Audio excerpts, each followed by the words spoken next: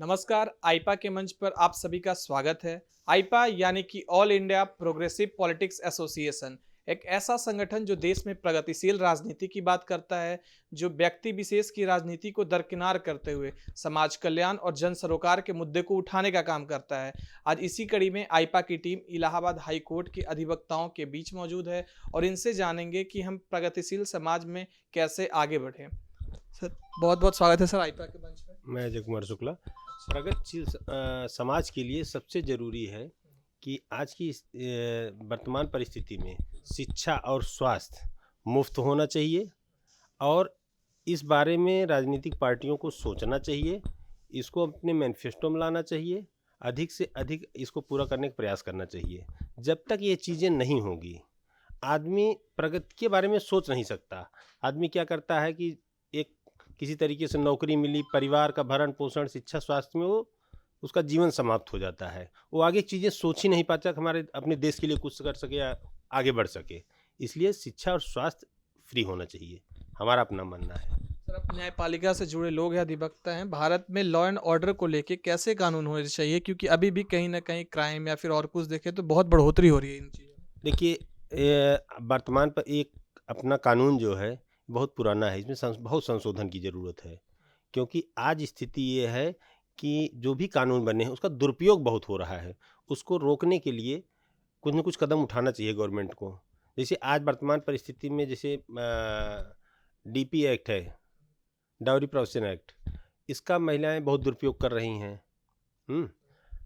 अब पहले स्थिति थी, आज आदमी शादी करने में डरता है, ज़रा सी कोई बात हुई। इस दुरुपयोग को रोकने के लिए कोई न कोई कड़ा कदम उठाना चाहिए। सर, एक प्रगतिशील समाज के लिए क्या लगता है, कैसे न्यायपालिका को, अधिवक्ताओं का कैसा रोल होना चाहिए? देखिए, अधिवक्ताओं को सिर्फ अपने व्यवसाय तक ही नहीं सीमित रहना चाहिए, हर क्षेत्र में राजनीति में आना चाहिए। राजनीति में आएंगे तो नो डाउट सुधार की संभावना बढ़ेगी। सर, आपका नाम क्या?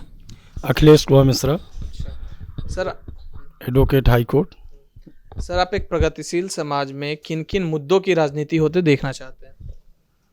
राजनीति में अच्छे लोग आएँ, शुचिता हो, राजनीति में पारदर्शिता हो, इस प्रकार की व्यवस्थाएं आएँ।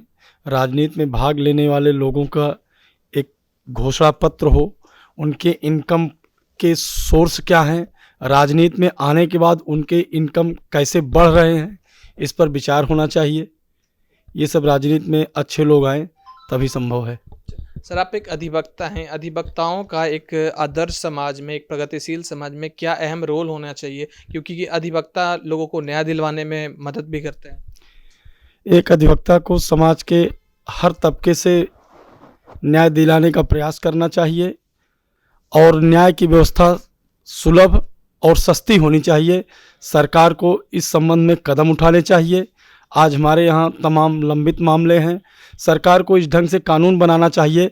छोटे छोटे मामले में जिनमें 10 साल तक ट्रायल चलता है लोअर कोर्ट में, ऐसे मामलों को निचले स्तर पर 1 बार में, 2 बार में, 3 बार में उनकी सुनवाई करके समाप्त करना चाहिए, जिससे पीड़ित पक्ष या जो भी उससे प्रभावित हो उनको न्याय जल्दी मिल सके। ये प्रयास सरकार को करना चाहिए।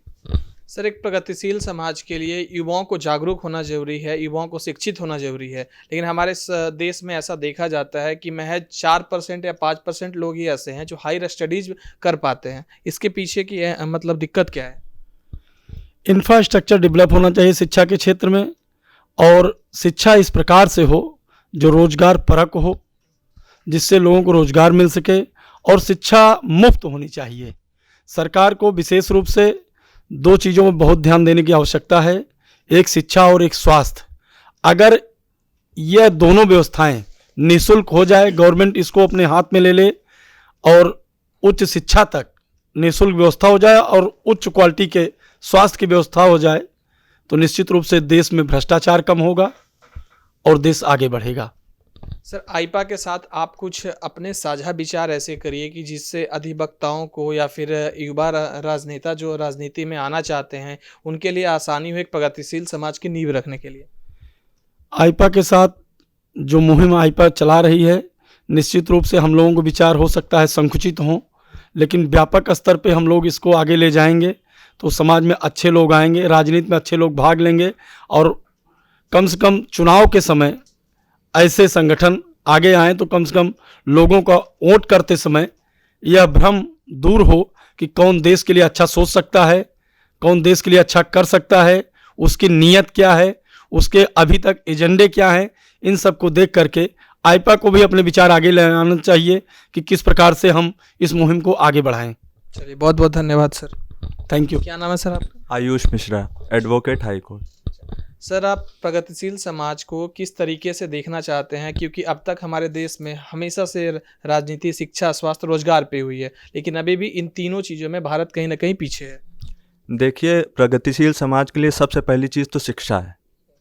हेल्थ बाद में आता है, सबसे पहले शिक्षा आती है। अगर हर वर्ग आपका शिक्षित नहीं है तो पहली बात तो अपना नेता ही नहीं चुन सकता। जातिवाद अगर आदमी शिक्षित है तभी जातिवाद से लड़ सकता है, अदरवाइज जातिवाद से नहीं लड़ सकता। दूसरी बात है हमारा हेल्थ सिस्टम, जो आज की डेट में अगर देखा जाए तो इंडिया में दिखाने को तो बहुत कुछ है, लेकिन हेल्थ सिस्टम इंडिया में कितना गिरा हुआ है ये सबको पता है, ना आपसे छुपा है ना हमसे छुपा है। तो शिक्षा हो गई, हेल्थ हो गया, ये गवर्नमेंट को देखना चाहिए कि इसमें कैसे हर आदमी को शिक्षा मिल सके अच्छी से अच्छी, हेल्थ सिस्टम अच्छा हो इंडिया का। इसके बिना प्रगतिशील समाज आपका बन ही नहीं सकता। सर, अभी वर्तमान में लोगों का लॉ एंड जुडिशरी से विश्वास उठता जा रहा है, ऐसा क्यों हो रहा है? आप एक अधिवक्ता के तौर पे इसको कैसे समझते हैं? लॉ एंड ऑर्डर से विश्वास इसलिए उठ रहा है कि आप देखिए, पहले लॉ एंड ऑर्डर पे जो अपना लॉ एंड ऑर्डर है उस पर अगर देखा जाए तो वो बहुत अच्छा है, लेकिन उसको मेंटेन करना ये गवर्नमेंट का काम होता है। लेकिन गवर्नमेंट पूरे तरह से असफल रही है। आपका वर्तमान मुख्यमंत्री देख लीजिए, उनका सीधा कहना है ठोक दो। तो जब आप संविधान की रक्षा खुद नहीं करेंगे तो आप जनता से कैसे उम्मीद कर सकते हैं? संविधान की जो रक्षा करेगा तभी तो लॉ एंड ऑर्डर मेंटेन होगा। लेकिन हमारे यहाँ संविधान की रक्षा करने वाले नहीं, वो भच्चक खुद बन बैठे हैं, इसलिए लॉ एंड ऑर्डर खराब है आज की डेट में। अगर हमारा नेता अच्छा होगा, हमारा मुख्यमंत्री, हमारा प्रधानमंत्री अच्छा होगा तो खुद संविधान की रक्षा करेगा, और जब संविधान की रक्षा करने वाला आपका प्रधानमंत्री, मुख्यमंत्री या कोई भी नेता होगा तो अपने आप लॉ एंड ऑर्डर मेंटेन होगा। सर, एक मतदाता के तौर पे एक मतदाताओं को आप क्या सूचना देना चाहते हैं कि जब वो चुनाव के समय वोट करे तो उनके दिमाग में किन किन मुद्दा होना चाहिए, क्या मुद्दा होना चाहिए? पहला मुद्दा तो ये होना चाहिए कि उनका नेता है कौन, पढ़े लिखे वर्ग से आता है, जातिवाद से ऊपर उठ के देखें, पढ़ा लिखा नेता चुनें। फिर ये देखें कि वो चुनाव लड़ किस लिए रहा है, उसका मकसद क्या है, इससे पहले उसका इतिहास क्या रहा है, क्या कभी जनता के बीच में रहा है या अचानक से उनको सपना आया चुनाव लड़ने का, सेवा भाव से आए हैं कि पैसा कमाने के लिए आए हैं, ठेकेदार वर्ग से आए हैं कि अपराधी वर्ग से आए हैं। नेता अगर आपको चुनना है तो आप शिक्षित चुनिए, काबिलियत वाला चुनिए, किसी भी जाति विशेष को कि आपके जाति का इसलिए उसको आप कोई पद दे दीजिए, ये मतदाताओं को देखना चाहिए। सर, हमारे देश में बिल पास होते हैं, योजनाएं पास होती है, लेकिन ज़मीन स्तर पे वो अमल नहीं कर पाते, उतना योजनाएं, मूलभूत सुविधाएं लोगों को नहीं पहुंच पाती। इसके पीछे मुख्य कारण क्या है? इसके पीछे का मुख्य कारण आप ऐसे देख लीजिए इसको कि बिल पास करवाए जाते हैं। जैसे अभी आप देख लीजिए, अभी आपने देखा होगा 1 तारीख से शायद बिल आ रहा है आधार कार्ड वाला, जो लिंक करेंगे आप संशोधन जी, क्या ये पहले नहीं हो सकता था? अभी आप देख रहे हैं 1 तारीख के बाद से पेंशन डबल होने जा रही है, क्या ये पहले नहीं हो सकती थी? कारण ये कि जो बिल पास किए जाते हैं या जो नियम कानून नए लाए जाते हैं, वो चुनाव जब दोबारा आने वाला होता है तो वही सरकारें लाती हैं दोबारा वोटरों को लुभाने के लिए। अगर वो साफ मंशा से चुनाव जीतते मान वो बिल पास करा के लेके आए, तब तो जनता भी उनको जानेगी। अब आप आखिरी 6 महीने में कोई बिल पास करते हैं किसी भी चीज़, चाहे प्रदेश सरकार हो चाहे भारत सरकार हो, तो आप भी लालच के उद्देश्य से कर रहे हैं, जनता भी लालच के उद्देश्य से देखती है, कहाँ पहुंचेगा सब तक? सर, एज ए लॉयर आपका क्या सुझाव या क्या ओपिनियन है कि एक बार एसोसिएशन का या ये जुडिशरी का कितना अहम रोल होना चाहिए या कितना अहम रोल होता है एक समाज में? जुडिशरी का तो देखिए हमेशा से एक अहम रोल है। आप इसको सेकंड पिलर कह सकते हैं अपने संविधान का। हमेशा से अहम रोल रहा है और ये अपने रोल में हमेशा अहम भूमिका निभाती ही आई है।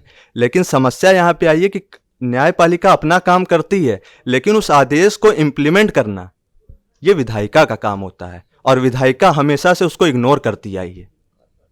कार्यपालिका का काम होता है, वो हमेशा से उसको इग्नोर करती आई है। न्यायपालिका का कभी भी आपके यहाँ कोई मुद्दा होता है, आप देखे होंगे चीफ जस्टिस ने सोमोटो ले लिया, बहुत से ऐसे मुद्दे हुए हैं, उनको सरकारें थोड़ी आके बोलती हैं, उन्हें लगता है ये गलत हो रहा है, वो सोमोटो ले लेती हैं। न्यायपालिका अपना काम करती है, कहीं ना कहीं कुछ ना कुछ कमियां न्यायपालिका में भी रही हैं, लेकिन फिर भी अगर हम देखें तो देश में न्यायपालिका अगर ना होती तो आज की डेट में जो आपके यहाँ थोड़ा बहुत सिस्टम चल रहा है ये भी कोलैप्स हो जाता। सर, आईपा वैसा ही एक संगठन है, वैसा ही एक मंच है जो हर तबके के लोगों को एक साथ जोड़ता है और जितने भी सामाजिक मुद्दे हैं उनको उठाता है। आप इस मुहिम को कैसे देखते हैं? ये बहुत अप्रिशिएबल है, मैं इसको बहुत अप्रिशिएट करता हूँ। अगर ऐसे आप लोग हर समाज मतलब समाज के हर वर्ग के बीच में अगर जाके आप लोग ऐसे ही उनको जागृत करते रहेंगे और ऐसी छोटी छोटी सभाएं करवाते रहेंगे तो आप लोगों की बातों से बहुत लोगों को जानकारियाँ होंगी। एक दिन में देश नहीं बदलता, सही बात है, समय लगता है बहुत चीज़ों में, लेकिन आपने शुरुआत की, यही अप्रिशिएट करने वाली बात है, इसलिए मैं आपको बहुत अप्रिशिएट करता हूँ। धन्यवाद सर आईपा के साथ जुड़ने के लिए। Thank you. तो ये थे हमारे साथ इलाहाबाद हाईकोर्ट के कुछ अधिवक्ता, जिनसे हमने सामाजिक मुद्दों पे बात की, जिनसे हमने प्रगतिशील समाज की कैसे नींव रखी जाए उसके लिए बात की। तो ऐसे ही आईपा के साथ बने रहिए। धन्यवाद।